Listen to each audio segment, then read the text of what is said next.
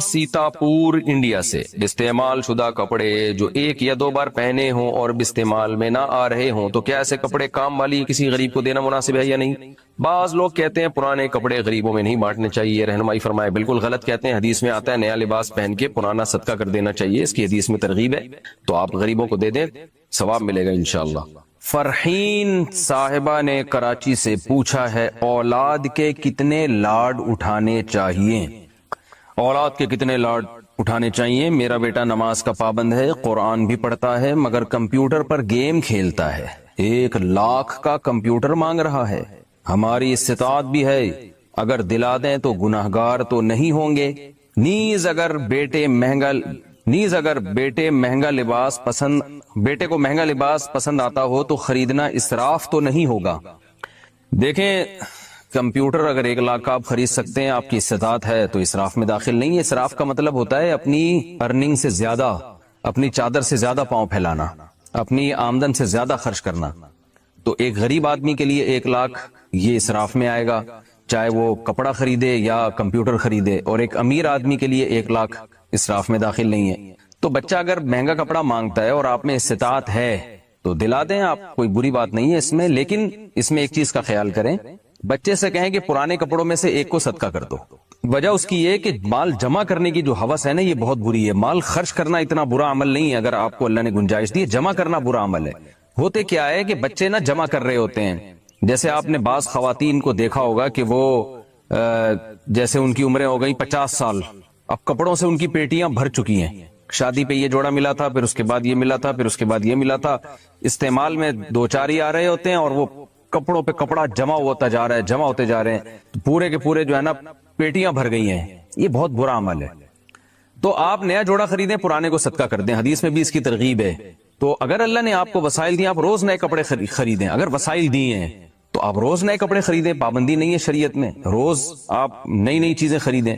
लेकिन पुरानी को फौरन सदका कर दें, उसको किसी ठिकाने लगाएं। जमा ना करें कि इतना स्टॉक आपने जमा कर लिया है। जमा करना बुरा अमल है।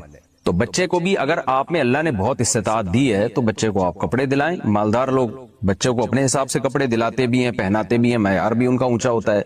अगर आप गरीब हैं तो भाई अपना जो आपकी चादर है उस हिसाब से आप चलें। फिर बच्चे को ज्यादा फ्री ना कराएं, आपकी आमदन है नहीं, बच्चा रोजाना नई नई चीजें मांग रहा है, तो ऐसा तो खराब हो जाएगा। वो आप भी कर्जों में जकड़ जाएंगे। फिर और भी खर्चे हैं आपके, उनको भी फोकस करना है।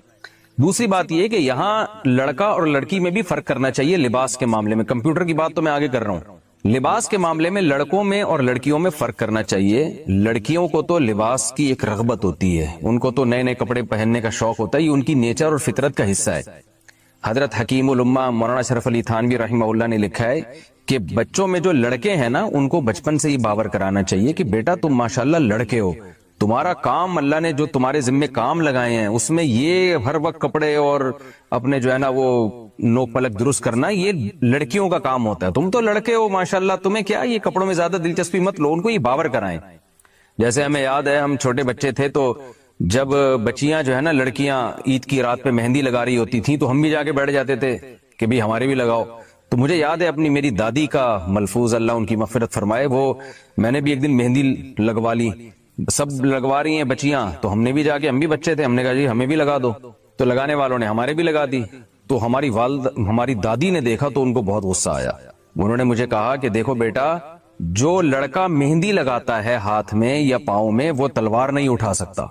यानी मोटिवेट किया जाता था कि भाई तुम्हें अल्लाह ने मर्द बनाया तो मर्दों वाले काम करो। ये जो चीजें हैं, ज्यादा फैशन और ज्यादा कढ़ाइयां और ये सब चीजें, ये लड़कियों के काम होते हैं, लड़कों के नहीं होते।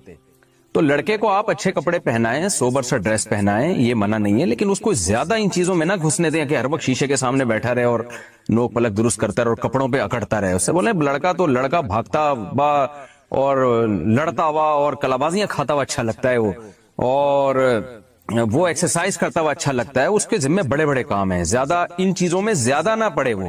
यानी एक हद तक तो ठीक है ज्यादा, क्योंकि मैं देख रहा हूं आज बाज बच्चों को, लड़कों को, कि वो भी लड़कियों वाले फैशन कर रहे हैं। माँ बाप अभी से उनको बिगाड़ रहे हैं, पाउडर लगा रहे हैं, उनके सुर्खी लगा रहे हैं। क्या कर रहे हो तुम? अपने बेटे को क्या मुखन्नस बना रहे हो? क्या कर रहे हो? तो इसलिए ये काम बहरहाल ना करें। बाकी ये कि नया जोड़ा खरीद के देना है, महंगा अगर आप में इस्तिताअत है तो पुराना वाला सदका करवाएं। बाकी रही बात वीडियो गेम की, जो पहले नंबर पे आपने पूछा था, वीडियो गेम बच्चों को کھیلنے دینا جائز ہے، وہ گناہ نہیں ہے، لیکن اس میں بہتر تو یہی ہے کہ وہ نہ کھیلیں، کیونکہ بچہ جسمانی ایکٹیویٹی کرتا ہے، اس کا ذہن بھی فریش ہوتا ہے، اس کی صحت بھی اچھی ہوتی ہے، بیمار بھی کم ہوتا ہے۔ بچوں کے ہاتھ میں جب آپ ویڈیو گیم پکڑا دیں گے، ان کی گردن کے مسائل، وہ گردن یوں جھکا کے دیکھتے رہتے ہیں موبائل، کمر کے مسائل کھڑے ہو سکتے ہیں ان کے لیے، پھر وہ فزیکل ایکٹیویٹی اس کی نہ ہونے کے برابر ہو جاتی ہے، دماغ پہ الگ اثرات پڑتے ہیں، پھر وہ جو کارٹون یا ویڈیو گیم میں جو اس کو میسج مل رہا ہے، اس سے اس کی جو روحانی تربیت ہے اس پہ بھی فرق آتا ہے۔ تو اس لیے ویڈیو گیم سے بچوں کو دور رکھیں۔ پھر بھی بعض دفعہ یہ خطرہ ہوتا ہے کہ آپ نے بہت زیادہ بچے پہ ویڈیو گیم کے بارے میں سختی کی تو وہ باغی بھی بن سکتا ہے، تو تھوڑا ماحول کا، انوائرمنٹ کا بھی رعایت کرنا اس زمانے میں ضروری ہے، کیونکہ بچے پھر بغاوت پہ آ جاتے ہیں، وہ دیکھتے ہیں سب لوگ کر رہے ہیں، ہمیں ماں باپ منع کر رہے ہیں، اور حرام بھی نہیں ہے ویڈیو گیم یا یہ جو اس طرح کی کمپیوٹر پہ چیزیں جو بشرطے کہ کوئی ناجائز عنصر نہ اس میں، تو حرام بھی نہیں ہے۔ تو پھر آپ بچے کو اگر کمپیوٹر لے کے دے رہے ہیں ویڈیو گیم، تو اس کا ٹائم کا پابند کریں کہ اتنی دیر آپ کو کھیلنے کی اجازت ہے۔ دوسری بات، بچے کو اس کا پابند بنانا ہے آپ نے، یہ بہت سختی کرنی ہے کہ بند کمرے میں بچہ کمپیوٹر کے سامنے کبھی بھی نہیں بیٹھے گا، یہ تو سوال ہی پیدا نہیں ہوتا، یہ تو بچے کو بگاڑنے کا آپ پورا انتظام کر رہے ہیں۔ کتنا ہی نیک بچہ ہو، بند کمرے میں کمپیوٹر پہ کبھی بھی نہیں بیٹھے گا، جہاں بھی بیٹھے گا وہ سب کے سامنے اوپن کمپیوٹر کو یوز کرے گا۔ تو میرا خیال ہے اگر اتنی پابندی آپ کر لیتے ہیں کہ بھئی بند کمرے میں نہیں بیٹھنا آپ نے اور سب کے سامنے یوز ہوگا، پھر بے شک ویڈیو گیم کھیل لے تھوڑی دیر، لیکن اس کو ٹائم کو پابند کریں کہ آپ نے اتنی دیر آپ کو کمپیوٹر پہ بیٹھنے کی اجازت ہے، کیونکہ اگر آپ یہ بھی پابندی لگائیں تو اس میں خطرہ ہوتا ہے، بچے پھر باغی ہو جاتے ہیں۔ اور ویسے بھی کمپیوٹر پہ جب بیٹھے گا تو اسے کچھ مفید چیزیں بھی بتائیں کہ بھئی یہ یوٹیوب پہ، فیس بک پہ یہ اچھے کام ہے، یہ غلط کام ہے، تو تھوڑا سا اس میں اویئرنیس پیدا ہوگی، تو وہ آہستہ آہستہ اس کو پازیٹیو یوز اس کا زیادہ ہوگا۔ اگر آپ نے مکمل پابندی لگا دی کہ نہیں کمپیوٹر پہ بیٹھنا ہی نہیں ہے، تو بعض دفعہ یہ ہوتا ہے بچے پھر چھپ کے بیٹھتے ہیں، پھر وہ تمام حدود کو کراس کرتے ہیں، کیونکہ وہ غلط سمجھ کے پھر کمپیوٹر پہ بیٹھتے ہیں۔ تو جب غلط سمجھ کے بیٹھتے ہیں، ان کو پتہ ہے ماں باپ نے پابندی لگائی ہوئی ہے، تو وہ چھپ چھپ کے دیکھیں گے، پھر غلط چیزیں دیکھنے کا عنصر ان میں، خطرہ ان میں زیادہ ہوتا ہے۔ اور اس بات کا بھی خطرہ ہوتا ہے کہ جب اچانک یہ پابندیاں ان سے اٹھیں گی تو وہ غلط چیز میں مبتلا ہو جائیں گے۔ تو یہ جدید ٹیکنالوجی ایسی چیز ہے کہ والدین کو اپنے سامنے ہی بچے کو ٹرین کر دینا چاہیے، اپنے ہی سامنے ان کو بچوں کو ٹرین کر دینا چاہیے، تربیت کرنی چاہیے کہ دیکھو بیٹا یہ چیز اس میں دیکھنے کی ہے اور یہ چیز ایوائڈ کرنے کی ہے۔ تو اس طرح کا اگر آپ کرتے ہیں تو پھر ٹھیک ہے، پھر اس میں کوئی حرج نہیں ہے۔ وہ 1 لاکھ کا کمپیوٹر ہو 2 لاکھ کا ہو، وہ آپ کا ہیڈک ہے، آپ کو اللہ نے وسائل کتنے۔ بھائی مفتی صاحب جنازے کی نماز کے بارے میں بتائیں، وجل ثناؤ کا پڑھنا چاہیے کہ نہیں پڑھنا چاہیے؟ وجل ثناؤ کا کے الفاظ ثابت نہیں ہیں۔ چپل پر پاؤں رکھ کر نماز جنازہ پڑھنے والا کیسا ہے؟ چپل پہ پاؤں رکھا، چپل اگر پاک ہے تو اس کو پہن کے بھی نماز ہو جاتی ہے، ناپاک ہے تو پھر پہن کے نہیں ہوگی۔ اب باقی پاک ہے ناپاک ہے تو دیکھیں، اگر کوئی ایسی جگہ پہ رہتا ہے نا جہاں خشک نجاست لگتی ہے چپلوں پہ، جیسے کوئی خشک گوبر لگ گیا تو اس کو تو رگڑنے سے ہی پاک ہو جاتا ہے، تو ایسی چپلوں کو یا جوتے کو آپ زمین پہ اچھی طرح رگڑ لیں، بس وہ پاک ہو جائیں گے۔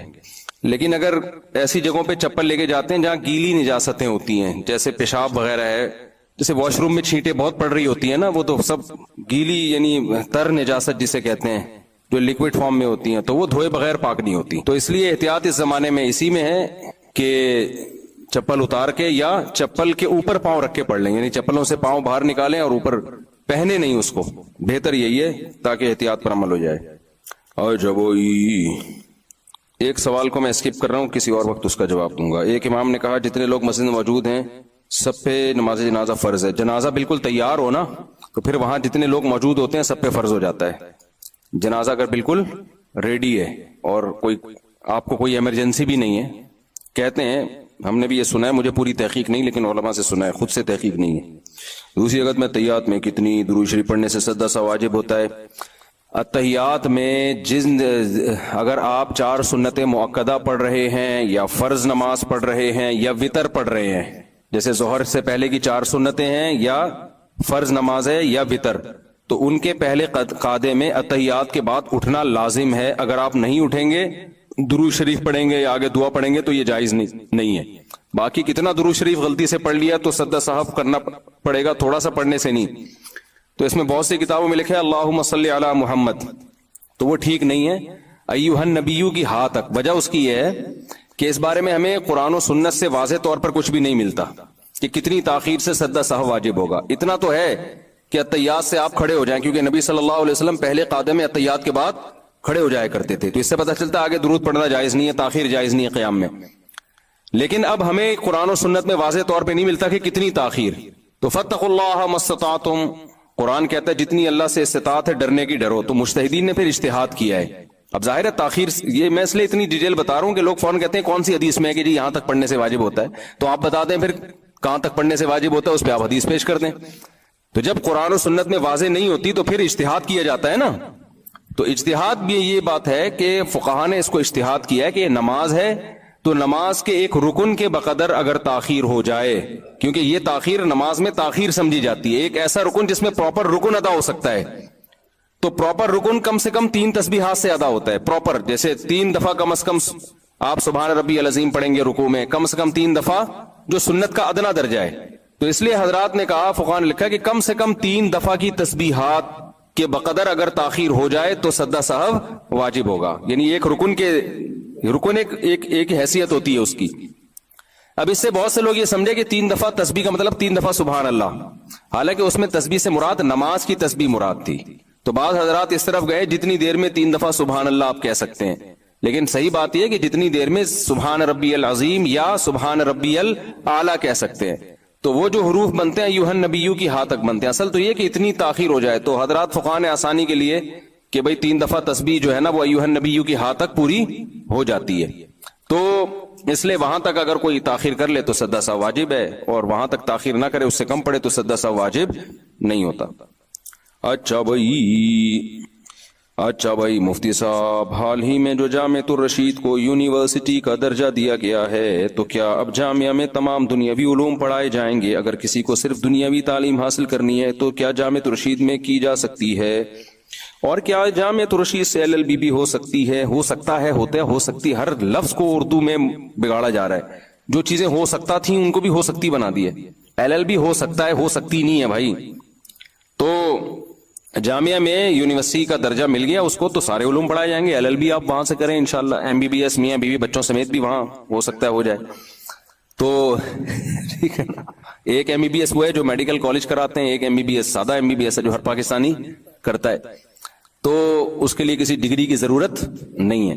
تو اس میں یہی ہے کہ سارے علوم ہوں گے، لیکن جامعہ کا جو ہدف ہے نا وہ یہ ہے کہ یونیورسٹی میں 70% دنیا کی تعلیم ہو، 30% دین ہو، اور مدرسے میں 70% دین ہو، 30% دنیا ہو. کیونکہ مولانا لوگ بھی تھوڑا سا معاشرے سے اویئر جب تک نہیں ہوں گے نا تو ان کو بھی وہ سوسائٹی میں اس طرح سے کام نہیں کر سکتے جیسے سوسائٹی کی ضرورت ہے. تو اس لیے جامعہ کا یہ ہدف ہے. لیکن ایک بات خوب سمجھ لو، جب بھی آپ کے سامنے کوئی بڑا کام ہوتا ہے نا تو اس کے سائیڈ ایفیکٹ بھی ہوتے ہیں لازمی. ان سائیڈ ایفیکٹس کو برداشت کیا جاتا ہے. مثال کے طور پر جامعہ میں جب یہ دنیاوی علوم بھی آئے ہیں تو ظاہر ہے کچھ تھوڑا سا کلچر بھی آتا ہے. تو پھر وہ والی روحانیت جو خالصتاً دینی علوم میں روحانیت اللہ نے رکھی ہے وہ نہیں رہتی. بہت سے لوگ کہتے ہیں جامعۃ الرشید گئے وہ والی روحانیت نہیں آ رہی جو فلاں مدرسے میں. تو بھائی وہ ظاہر ہے جب دنیا اس میں آئے گی تو اب چونکہ یہ دنیاوی علوم پہلے زمانے میں ہمارے مدرسوں میں ہوتے تھے لیکن وہ مسلمان سائنسدانوں کے علوم تھے، تو کلچر بھی مسلمان سائنسدانوں کا تو وہ پہلے سے ہی اسلامی کلچر تھا. اب جب آپ دنیاوی علوم پڑھتے ہیں نا گورے کے تو کچھ نہ کچھ ٹچ گورے کا اس میں نہ چاہتے ہوئے بھی آتا ہے. اب بڑے مفاد کو سامنے رکھا جائے نا تو یہ چھوٹے موٹے سائیڈ ایفیکٹ برداشت کرنے پڑتے ہیں. جنہوں نے بھی کووڈ کی ویکسین لگائی 2 دن تک ان کی طبیعت خراب رہی ہے. اب وہ کہتے تھے ڈاکٹر کے پاس جا کے ہمیں تو فیور ہو گیا، ہمیں تو بخار ہو گیا، ہمیں تو یہ ہو گیا. انہوں نے کہا بھائی یہ چھوٹا موٹا ہے ٹھیک ہو جائے گا، لیکن جو نہیں لگاتے نا تو پھر جو ہونا تھا اس میں ریورس ہونے کے چانس، پھر وہ قبر تک بھی پہنچا سکتا تھا آپ کو. تو یہ ہمارے بھی بہت سارے جاننے والوں کو لگا جب ویکسین لگی نا تو 3 دن تک وہ اٹھے ہی نہیں. تو اچھا ان میں ایسا بھی ہے کہ کچھ لوگوں کو ویسے ہی مرنا تھا تو ویکسین تو سب کے لگی تھی وہ مر گئے. تو پھر ہمارے ہاں فوراً یوٹیوب پہ دیکھو اس کے ٹیکا ٹھوکا وہ مر گیا. اس کے ٹیکا پہ اتنے کروڑوں کی آبادی میں تو ویسے ہی کچھ لوگوں نے مرنا تھا تو ٹیکا تو ویسے ہی ٹھک گیا ان کے، وہ ٹیکے سے نہیں مرے وہ ویسے ہی مرے. تو ریسرچ کا جو ہمارے ہاں جو کرائٹیریا ہے وہ تھوڑا سا ڈفرینٹ قسم کا ہے، گوروں کا تھوڑا سا الگ ہے. گولے یہ دیکھتے ہیں کہ اتنے لوگوں میں اتنے کروڑوں لوگوں کے کولوں پہ جب انجیکشن، کولوں پہ نہیں سوری بازوؤں پہ انجیکشن لگے ہیں تو پہلے ڈیتھ ریشو کتنا تھا اب کتنا ہوا ہے. تو انہوں نے کہا یار تھوڑا کم ہوا ہے تو اس کا مطلب فائدہ ہو رہا ہے. ہمارے یہاں دیکھتے ہیں کہ وسیم کے لگا وہ مر گیا، غفار کے لگا مر گیا. ابے خالی وسیم اور غفار کے تو نہیں لگا نا، کروڑوں لوگوں کے لگا ہے وہ تو نہیں مرے. تو اس کا مطلب یہ ہو سکتا ہے ویسے انتقال کا ٹائم ہو ان کے، تو اتنے لوگوں نے تو ویسے ہی مرنا تھا نا. تو ریسرچ سب ہمارے ایسی فضول چیزوں پہ کو بیس بنا کے ریسرچ ہوتی ہے. اور ایک دم آئے گا کوئی بندہ, وہ یہ دیکھو اسپتال میں جنازہ, ابھی ان کو ٹیکا لگوا کے گیا ہوں, ابھی مر گیا یہ, ابھی یہ میرا ہے, تو فوراً یوٹیوب پہ اور پھر اس کے انٹرویوز, اور پھر وہ عجیب ایک پینک پھیلایا جاتا ہے. ہماری سوسائٹی بہت ہی ان چیزوں میں بہت ہم پیچھے ہیں بھائی. اچھا بھائی, تو جامعۃ الرشید میں جب یہ دنیاوی علوم ہیں تو کچھ نہ کچھ اس کے سائیڈ افیکٹ ہوں گے. علوم کے سائیڈ افیکٹ نہیں ہوتے علم کے, جو کلچر ظاہر ہے, جو اب جو یہ دنیاوی علوم تو پروفیسر حضرات ہی آگے پڑھائیں گے نا. اب یونیورسٹیوں میں جو پڑھائیں گے تو پروفیسر لوگ آئیں گے نا. اس دن مجھ سے کسی نے کہا جامعۃ الرشید میں ایک انٹی ٹہل رہی تھی, جامعہ میں انٹی کا کیا کام ہے, یہ مدرسہ ہے یا انٹی کیا کر رہی ہیں؟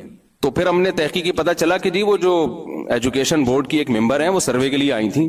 تو اب سروے کے لیے جب انٹی آئیں گی تو مدرسہ ان کو یہ کہہ کے تھوڑی نکال سکتا ہے یہاں صرف انٹے آ سکتے ہیں, انٹیوں پر یہاں پابندی. وہ تو گورنمنٹ کی ریکوائرمنٹ ہے بھائی. وہ جو بھی سروے کے لیے جو بھی آئے گا, چاہے وہ کچھ بھی ہو, مرد ہو یا عورت ہو یا کچھ بھی ہو, وہ کچھ بھی, کیونکہ LGBT بھی بہت پھیل رہا ہے نا, تو وہ کچھ بھی ہو اس کو آپ روک نہیں سکتے. تو جب یہ چیزیں آئیں گی تو تمام لوازمات کے ساتھ آئیں گی. اب اس میں دیکھنا یہ ہے کہ بڑا نقصان کس میں ہے, کہ انٹی کی وجہ سے ہم ایجوکیشن ہی پہ پابندی لگا دیں, تو پھر بھائی پھر جو اس کے جو سائیڈ افیکٹ ہیں وہ بہت ہی خطرناک ہیں. تو اس لیے یہ سب چیزیں برداشت کرنی پڑتی ہیں. اس کی مثال ہے کہ بھائی جب آپ جو یونیورسٹی میں پڑھتے ہیں تو اس میں بھی تو اس کے بھی تو سائیڈ افیکٹ ہیں یا نہیں ہیں. کتنے لڑکے ہم سے کہتے ہیں ہم کراچی یونیورسٹی میں, ہم پنجاب یونیورسٹی میں, وہاں جا کے نظر کی حفاظت نہیں ہوتی, یہاں تبلیغ میں سر روزہ لگا کے ایسا دل بنتا ہے, روحانیت پیدا ہوتی ہے, وہ وہاں جا کے 2 دنوں میں روحانیت کی ایسی کی تیسی ہو جاتی ہے. تو اب ہم ان کو یہ مشورہ دیں کہ پڑھنا چھوڑ دو آپ, اور جب تک 100% اسلامی حکومت قائم نہیں ہوتی اس وقت تک نہ پڑھو. تو اسلامی حکومت تو پتہ نہیں قائم ہو نہ ہو, تھوڑا بہت جو مسلمان سائنس اور ٹیکنالوجی کے میدان میں کچھ نہ کچھ آگے بڑھ رہے ہیں وہ بھی پیچھے. تو بالکل ہی جاہل, بالکل ہی نرے کورے کے کورے ہو جائیں گے. صرف اتنا رہ جائے گا کہ نظر کی حفاظت روحانیت کو لے کے بیٹھے ہوئے ہوں گے اپنے کمرے میں, اور تھوڑے دنوں میں جب آپ پر دشمن طاقتیں آپ کو کھائیں گی نا تو وہ روحانیت بھی تیل لینے چلی جائے گی. تو دنیا کے ساتھ جب مقابلہ کرنا پڑتا ہے, بالکل اس کی مثال ہمیں قرآن میں بھی ملتی ہے. جب تبوک کی لڑائی تھی نا تو اس میں کیا تھا کہ بہت سخت فتنہ تھا اس میں, لڑائی میں, یعنی بڑی سخت لڑائی تھی. تو بعض منافقین نے کہا کہ ہم نہیں جا رہے, اور دلیل یہ دی کہ وہاں کی عورتیں بڑی خوبصورت ہیں. وہ تو تھا نا رومی تھے, تو انگریزوں کے باپ دادے, تو وہ بڑی خوبصورت عورتیں, تو ہمیں فتنے کا ڈر ہے, ہم جنگ میں جائیں گے ان لڑکیوں پہ نظر پڑے گی, ایکچولی ہم کس میں آ جائیں گے, فتنے میں آ جائیں گے.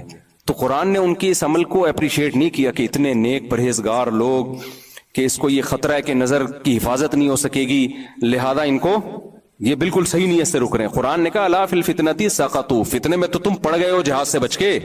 جہاز سے پیچھے رہنے میں جو فتنہ ہے, دشمن حملہ کر کے کاٹ کے کھا جائے گا تمہیں, سارا اسلامی نظام تباہ و برباد ہو جائے گا, ساری محنت ضائع ہو جائے گی. یہ فتنہ بڑا ہے, اور یہ جو تم فتنے کی بات کر رہے ہو یہ جھوٹ بول رہا ہے فتنے کے نام پہ. اگر اس کو اللہ کا خوف ہوتا نا تو یہ اس فتنے کو چھوٹا سمجھتا, اس فتنے کو بڑا. تو یہ لیبل لگا رہے فتنے کا, اصل فتنہ نہیں ہے. اصل تو یہ کہ اس کو جہنم کی آگ کا خوف نہیں ہے. تو بعض دفعہ لیبل بڑا اچھا لگایا جاتا ہے, لیبل بڑا اچھا لگایا جاتا ہے, ایکچولی اصل میں نظر کی حفاظت. بھائی آگے مسلمان قوم کا بیڑا غرق ہو رہا ہے, تو نظر کی حفاظت کرو. ہم نہیں کہہ رہے کہ وہاں جا کے نہیں کرو, روحانیت ختم ہو رہی ہے, اس کو دوبارہ سے انسٹال کرو سافٹ ویئر, وہ لگے رہو, لیکن ساتھ ساتھ آپ کو سائنس اور ٹیکنالوجی کے میدان میں آگے بڑھنا پڑے گا. اس میں اگر آپ پیچھے ہو گئے نا مسلم قوم, تو بیڑا غرق ہو جائے گا. سمجھتا ہے کہ نہیں سمجھتا ہے؟ تو اس لیے اب یہ تو سب چیزیں سوسائٹی کا حصہ ہیں, تو اب انہی میں رہ کے ہی آپ نے نیک بننا ہے. ایسا نیک بننے کے لیے پھر جنگل میں ہی جانا پڑے گا, اور وہاں رہ کے پھر کسی کام کے نہیں رہو گے آپ. اچھا بھائی, تو اس لیے جامعۃ الرشید کام جو کر رہا ہے اس کے سائیڈ افیکٹ ہم مانتے ہیں کہ ہوں گے, اور وہ ہو سکتا ہے آگے جا کے اس سے بھی زیادہ سائیڈ افیکٹ آپ کو نظر آئے. آپ کہیں کیسا مدرسہ ہے یار, یہاں تو لڑکیاں بھی پڑھ رہی ہیں. اب یونیورسٹی میں آپ ایسا نہیں کر سکتے کہ لڑکیوں پہ پابندی لگائیں. ہاں جامعہ یہ ضرور کرے گا کہ لڑکیوں کے لیے سیپریٹ انتظام ہوگا, کو ایجوکیشن نہیں ہوگی, لیکن لڑکیاں بھی ہوں گی. اب یہ تو یعنی اس کے بغیر تو آپ کو آپ کی یونیورسٹی رجسٹرڈ ہی نہیں ہوتی, اس کو پرمیشن ہی نہیں ملتی ہے. تو اب اس میں یہ ہے کہ اچھا یار وہ لڑکیاں بھی آ رہی ہیں, بھائی آ رہی ہیں. اب اس میں یہ ہوگا کہ جو مدرسہ البنات کی لڑکیوں کا ماحول ہوتا ہے وہ والا ماحول وہاں پر نہیں ہوگا, لیکن کوشش کریں گے کہ کم از کم وہ والا بےہودہ ماحول نہ ہو جو دیگر یونیورسٹی میں ہو رہا ہے. تو شر کو جب ختم کرنے کی کوشش کی جاتی ہے نا, تو یا تو آپ کے پاس ریاست ہو, حکومت ہو, پھر تو آپ بالکل جیسے افغانستان میں کر دی انہوں نے تو پوری پابندیاں لگا دی, اس ڈریس میں آئیں گی ورنہ نہیں آئیں گی, ٹھیک ہے نا. اور جب آپ کے پاس ریاست ہو تو ایسا ہے, اگر ریاست نہیں ہے آپ کے پاس تو پھر شر کو اگر آپ ختم نہیں کر سکتے تو آپ کم کرنے کی کوشش کریں. کم از کم جامعہ لڑکیوں کے لیے, یونیورسٹی کے لیے ایک ایسا پلیٹ فارم تو دے دے گا نا کہ جو اسکارف لینا چاہتی ہیں, جو ایک لبرل ماحول میں نہیں پڑھنا چاہتی, ان کو تو ایجوکیشن کے لیے اچھی جگہ ملے گی نا. اب تو جو پردہ کرنا چاہتی ہے, جو چاہتی ہے کہ میں برائی سے بچوں, اس کے پاس بھی کوئی آپشن ہے ہی نہیں, اس کے پاس کوئی آپشن ہی نہیں ہے. تو اس کو یا تو ایجوکیشن سے محروم ہو جائے یا اسی بےہودہ ماحول میں جائے. وہ جو چل رہا ہے, ابھی میں زیادہ نہیں بولتا کیا ماحول چل رہا ہے, تو ہم ایسا نہ ہو کہ یونیورسٹی والے مجھے بولیں گے تو کس قسم کی باتیں کر رہا ہے. تو رپورٹیں جو آ رہی ہے نا, ایجوکیشن کے علاوہ بھی بہت کچھ یونیورسٹیوں میں ہوتا ہے, بہت زیادہ نہیں ہوتا لیکن ہوتا ہے. تو بگڑ رہی ہیں لڑکیاں, تو کم از کم جامعہ رشید اتنا تو کر دے گا نا کہ جس نے نہیں بگڑنا وہ یہاں کے پڑھ لے. بھائی تھوڑا سا تمیز کا ڈریس ہوگا, اس میں کچھ پابندیاں لگا دیں گے, کچھ نہیں لگا سکتے. تو یہ اب اس میں بھی ظاہر ہے آپ اس کو جب کمپیئر کریں گے دیگر مدارس سے تو ظاہر ہے وہ والی روحانیت نہیں ہوگی. جو دیگر مدارس میں تو بالکل ایک اسلامی ماحول ہوتا ہے, لیکن جب آپ فیوچر سے آپ مقابلہ کریں گے کہ یار اگر ہم نے اس شر کو ختم کرنا ہے, اب یہ فیوچر میں کوئی ایسی لڑکی جو اسلامی ماحول میں ایجوکیشن حاصل, وہ چاہتی ہے ڈاکٹر بنے لیکن تمیز کے ماحول میں بنے, تو پھر اس کے آپ کے پاس کیا حل ہے؟ اس کے لیے تو پھر یہی حل ہے بھائی, یہ برداشت کرنا پڑے گا. بڑی مصیبت سے بچنے کے لیے ہمیشہ چھوٹی مصیبت کو برداشت کیا جاتا ہے. سمجھتے ہو کہ نہیں سمجھتے؟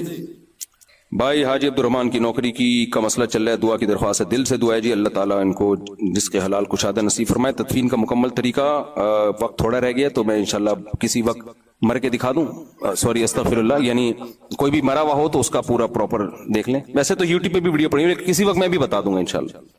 اللہ تعالیٰ نے عافیت کے ساتھ سب کو زندگی دے. مفتی صاحب, کبھی کبھی جہنم اور موت کا خوف بہت زیادہ ہوتا ہے, اسی صورت میں کیا کریں؟ دیکھو بعض لوگوں میں جہنم یا موت کا خوف دل کی کمزوری کی وجہ سے بھی ہوتا ہے, تقویٰ نہیں ہوتا, وہ دل کی ویکنس. جب تھوڑی سا بھی انسان کا دل کمزور ہو, صحت کمزور ہو نا, تو وہ چھوٹی چھوٹی چیزوں سے بہت ڈر رہا ہوتا ہے. تو اس کے لیے ہے آپ خمیرہ ابریشم کھائیں صبح صبح. یہ حکیم صحیح بتا رہا ہوں, خمیرہ ابریشم جو ہے نا یہ حکیمی دوا ہے. بعض حکیمی دوائیں بڑی خاندانی ہیں, بڑی خاندانی. اسی طرح ایک خمیرہ مراویر کر کے آتا ہے کوئی, دل کے لیے بہت اچھی چیز ہے. تو ایسے دل کو جن کو گھبراتا رہتا ہو نا, لیکن کسی حکیم سے مشورہ کر لیں, کیونکہ ظاہر ہے وہ ایک میٹھی دوا ہے, تو ایسا نہ ہو شوگر وگر کا مسئلہ ہو تو وہ کھا کے شوگر لیول ہی نہ بلند ہو جائے. تو کوئی کسی حکیم